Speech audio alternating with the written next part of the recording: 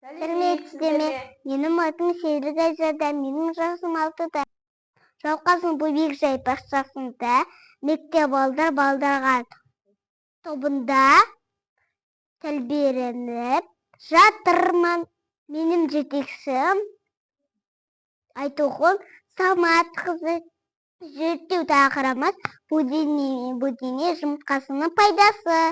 Айзада, бұл бөдене құсы. Бұның дене тұрқы 20 сантиметрдей, ал салмағы 80-150 грамдай. Бұл бөдене құсы шөл даладан басқа жерлерде мекен етеді екен. Оның тамағы ақ, көкірегі мен жемсауы теңбіл болып келеді. Айзада, мынау бөдене құсының жемі, ал мынау бөдене құсының жұмыртқасы. Бұл жұмыртқа көптеген ауруларға ем. Жұмыртқаны тағамдарға қоссақ та болады.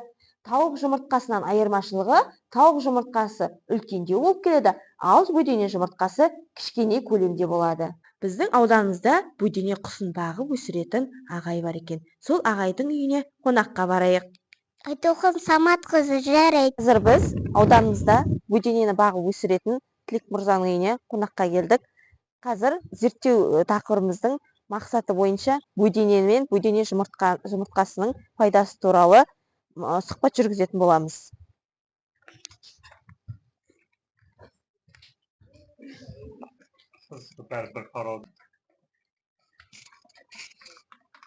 Қазір біз бөдене жұмыртқасының пайдасы туралы зерттейміз. Бөдене құсын қай уақыттан бастап асырауды қолға алдыңыз? Саламатсыздар ма? Бұл бөденені жалпы 2 жылға жуық уақыт болып қалды. Оның алдында біз жалпы тауық құсын асыраған болатынбыз. Бірақ осы бөдененің пайдасы көп дегесін, жұмыртқасының да пайдасы болғасын, өзінің де пайдасы көп болғаннан кейін осы бөденені асырауды қолға алдық. Ал бөдене құсын қалай баптап өсіресіздер, қандай жем шөп бересіздер? Жалпы бөденеге біз қазір комбикорм жемін беріп жатырмыз. Бұлар жалпы ерекше күтімді қажет етеді. Ерекше қарап, ерекше бағатын болсаң, пайдасы көп деп айтуға болады. Жалпы жұмыртқасының да бұлар енді жыл талғап не алмайды. Қыста да мезгілдің төртеуінде де туа береді, жалпы дұрыстап күтім болатын болса егерде.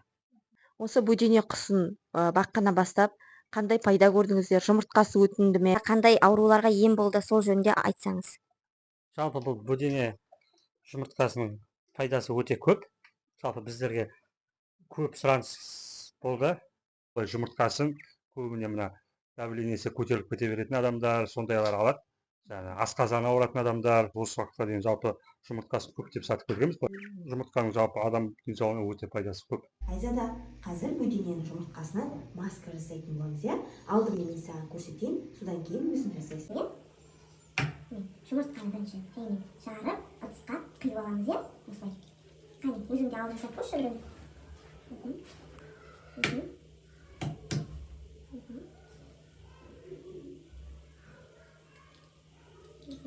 Жарайсың.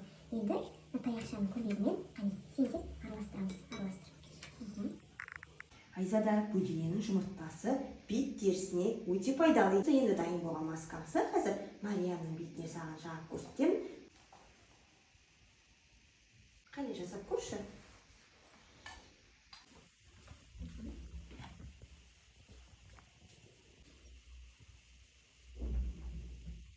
Айзада, енді маскамызды 10 минуттан кейін жуып тастаймыз.